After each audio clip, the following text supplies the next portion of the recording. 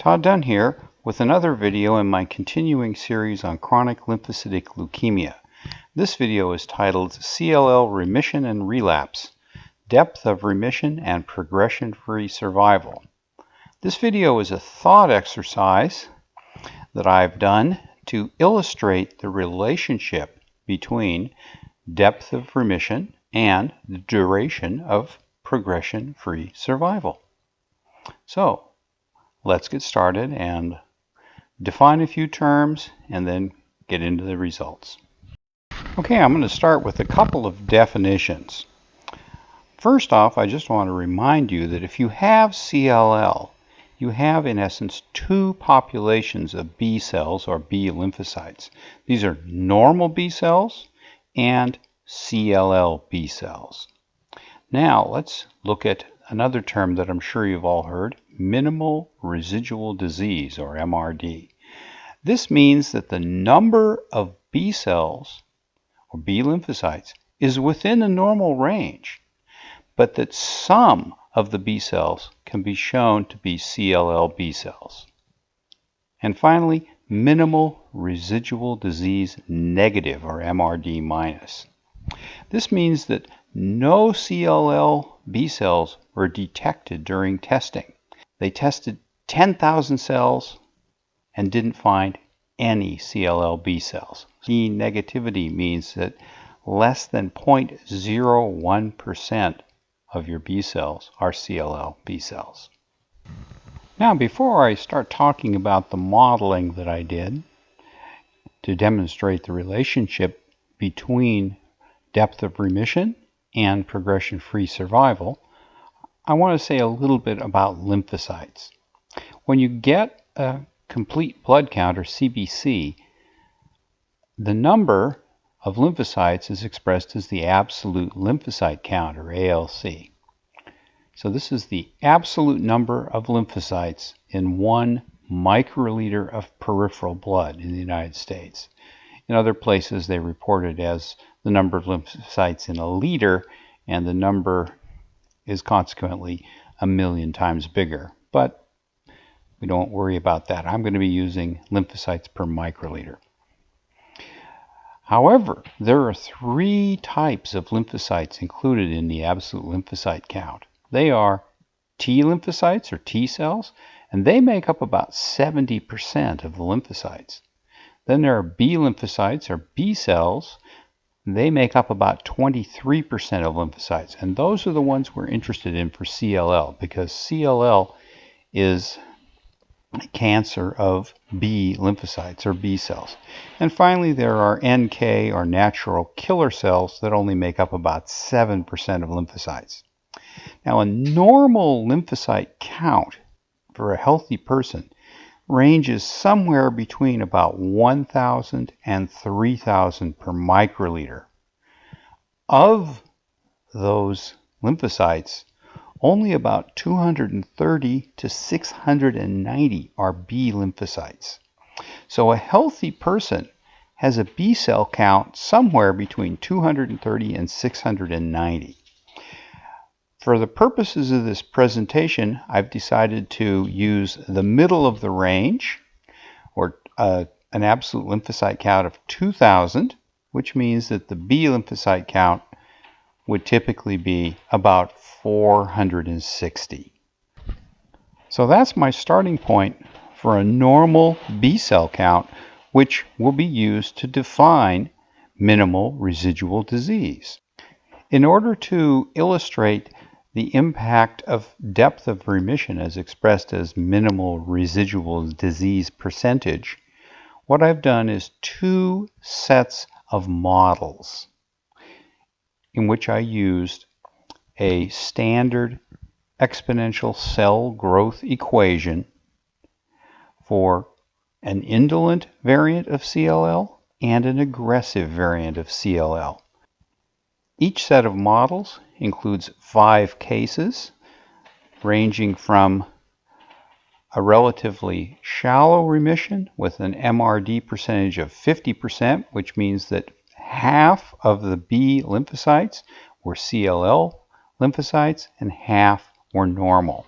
And then 10% 0.1%, 0.1%, and 0.01%. In other words, only 1 in 10,000 of the B lymphocytes was a CLL B cell. This is the upper limit for minimal residual disease negativity.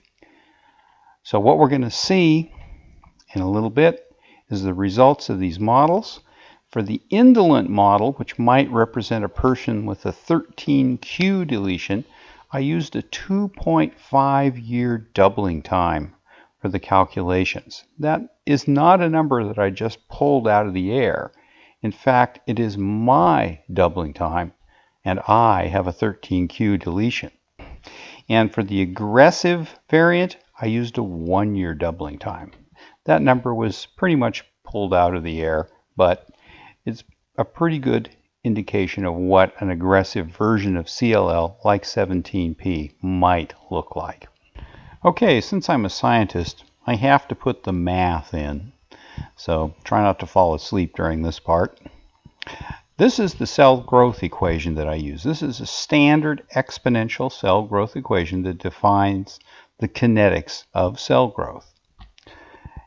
And in this equation, the first term, CLLB sub t, is the CLL B cell count at time t. CLLB sub 0 is the CLL B cell count at time 0. E is a constant called Euler's number and has the value given here. Don't worry about that. K is the cell growth constant, which is related to the doubling time. And T is the time since time 0. The cell doubling time for an equation of this form is the natural log of 2 divided by K. So if I set the cell doubling time to 2.5 years, K is equal to the natural log of 2 divided by 2.5. So that's where I get the constant that I plug into the equation. The CLLB0 number is the initial number of CLL B cells present after remission, which is determined by the depth of remission or the minimal residual disease percentage. Okay, now you've suffered through 7.5 minutes of me rambling on about math and things like that. So let's get to some actual results of my simple numerical models. This plot is absolute lymphocyte count versus time in years, where time 0 is the end of treatment. And what I have here is 5 curves for different levels of minimal residual disease. This particular diagram is for the indolent variant of CLL with a CLL lymphocyte doubling time of 2.5 years. The first curve on the left in blue is for 50% MRD. In other words, half of the B lymphocytes were normal and half were CLL. The horizontal light blue line is the point where the CLL B lymphocyte count goes above 5,000, which is the definition of CLL, 5,000 CLL B lymphocytes. Since there are 2,000 normal lymphocytes, that horizontal line is at a 7,000 absolute lymphocyte count. The 50% MRD curve intersects this line at 8.3 years, which basically says that for this level of minimal residual disease, you would officially relapse after 8.3 years.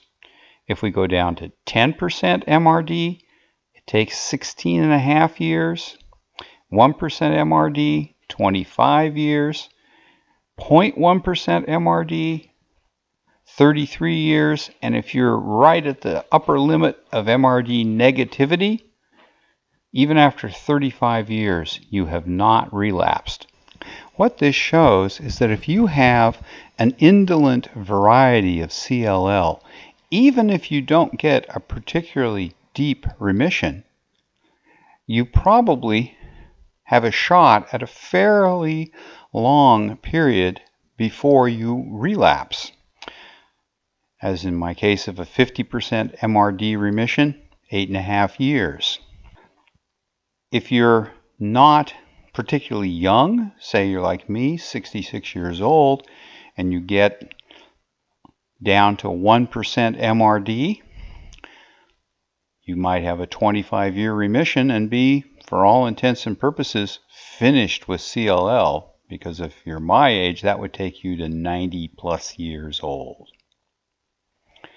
before you officially relapsed.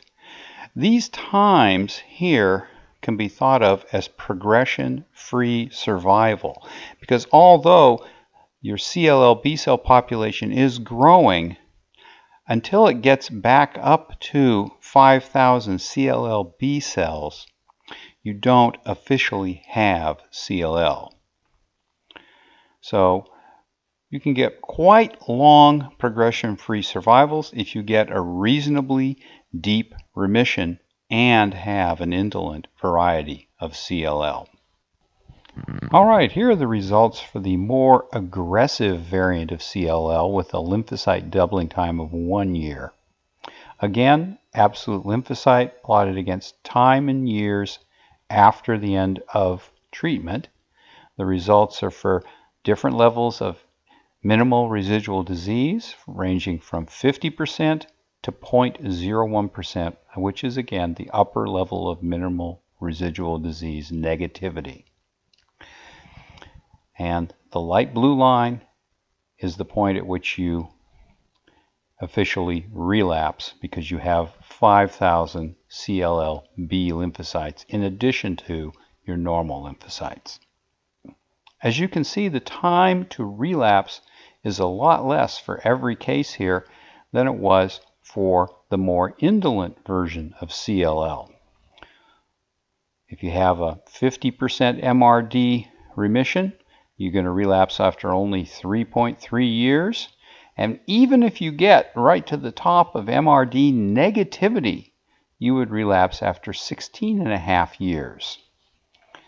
So this illustrates why people with more aggressive variants of CLL relapse more quickly. It's because their growth rate of their CLL B cells is faster than for a more indolent version.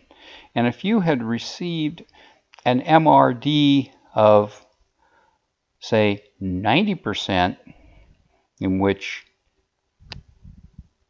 90% of your B lymphocytes were CLL cells, you might still have a normal lymphocyte count, but you might relapse after only a year and a half or so, which is not that unusual for people with a more aggressive form of CLL. So basically, I think these two sets of simple numerical models illustrate pretty well how important minimal residual disease is in terms of the depth of your remission, and also illustrates why, if you have a more aggressive version of CLL, you will relapse, and much more quickly than if you have a relatively indolent version. Okay, I hope that this was an effective illustration of the relationship between depth of remission, variant of CLL, and the time to relapse or progression-free survival.